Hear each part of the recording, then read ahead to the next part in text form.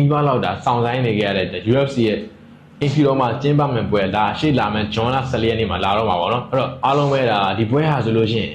UFC ရဲ့သမိုင်းကြောင်းမှာဒါပထမဦးဆုံးအနေနဲ့ Imperial မှာကျင်းပမယ်ပွဲဖြစ်တယ်ပေါ့အဲ့တော့ဒီပွဲကဒါ American နိုင်ငံရဲ့250ပြည့်လွတ်လပ်ရေးနေ့အထိမ်းအမှတ်အနေနဲ့တော့ Donald Trump ရဲ့အသက်80ပြည့်မွေးနေ့အနေနဲ့တော့ဒါသူတို့ Imperial ရဲ့ဒီတောင်ဘက်ရခင်းတွေမှာဒါကျင်းပမှာပေါ့နော်ဆိုတော့ဒီပွဲမှာပါဝင်မဲ့ကစားသမားတွေကတော့ဒါ main event မှာဆိုလို့ရှိရင် Ilia Topuria နဲ့ Justin Gaethje တို့ဒါ lightweight title shot ရှိတယ်ကို main event မှာကျတော့ဒါ Ciryl Gane နဲ့ Alex Pereira ဆိုတော့ Alex Pereira ဆိုလို့ရှိရင်တော့ဒါဒီ UFC ရဲ့တမိုင်းမှာမရှိခဲ့ဘူးသေးတဲ့ weight တန်း3ခုမှာပထမဦးဆုံးဒါ champion ဖြစ်မဲ့လူဖြစ်သူကစံချိန်တင်ဖို့တော့ကြိုးစားမှာပါအဲ့တော့ main event မှာထိုးသက်မဲ့ Ilia Topuria နဲ့ Justin Gaethje ဒီပွဲတော့လုံးဝဒါ bad blood ပွဲပဲเนาะအခုလို့ဆိုတော့ Justin Gaethje ကဒါလုံးဝဒါသူ့ရဲ့ဒီ leg kick တွေပြင်းထန်တဲ့ leg kick တွေနဲ့ဒါဒီပေါင်းစင် Ilia Topuria ရဲ့ဒါ knee snap